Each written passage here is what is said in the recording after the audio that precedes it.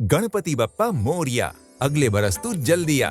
जी हाँ, हर साल हमारी पुकार सुनकर गणेश जी सही समय पर आते तो हैं, लेकिन जब हम उन्हें विदा करते हैं यानी विसर्जन के बाद हजारों टन का वेस्ट मटेरियल हमारी नदियों, तालाबों और समुद्र से निकालना पड़ता है। तो ऐसा क्यों है कि जो उत्सव कभी शुद्ध मिट्टी की प्रतिमा के साथ शुरू हुआ था, आज वो अपने पीछे कचरे के पहाड़ छोड़कर जाता है, जिसमें पीओपी, आर्टिफिशियल डायमंड, प्लास्टिक, कांच के टुकड़े और जहरीले रासायनिक ऑयल पेंट्स होते हैं। असल में ये बदलाव आया है हमारी ही लापरवाही से और गैर जिम्मेदारी भरी हमारी उस सोच से कि क्या फर्क पड़ता है।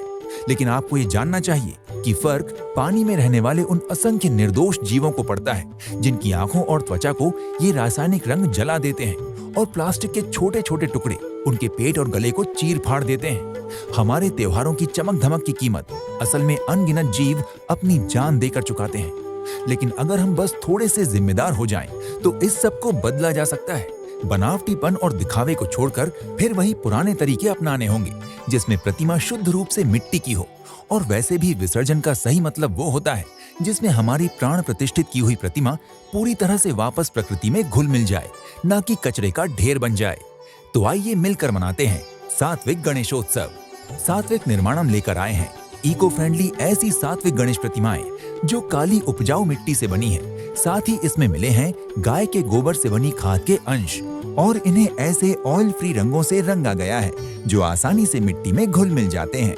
इतना ही नहीं, इन प्रतिमाओं में डाला गया है सरकार द्वारा उपलब्ध मान्यता प्राप्त गंगा जल और हमारे शास्त्रों में पवित्र बताया गया पंचगव्य यानी गाय से मिलने वाली पवित्र 5 चीजें: दूध, दही, घी, गौमूत्र और गोबर। बप्पा की ऐसी पुनीत सात्विक प्रतिमा का पूजन आपके घरों को पवित्र तरंगों से भर देगा और विसर्जन के बाद ये प्रतिमाएं प्रकृति में घुलकर उसका रक्षण और पोषण करेंगी। आपका एक छोटा सा कदम भी बड़े बदलाव ला सकता है। सात्विक गणेशोत्सव मनाएं, धरती को प्रदूषण से बचाएं। जय श्री गणेश।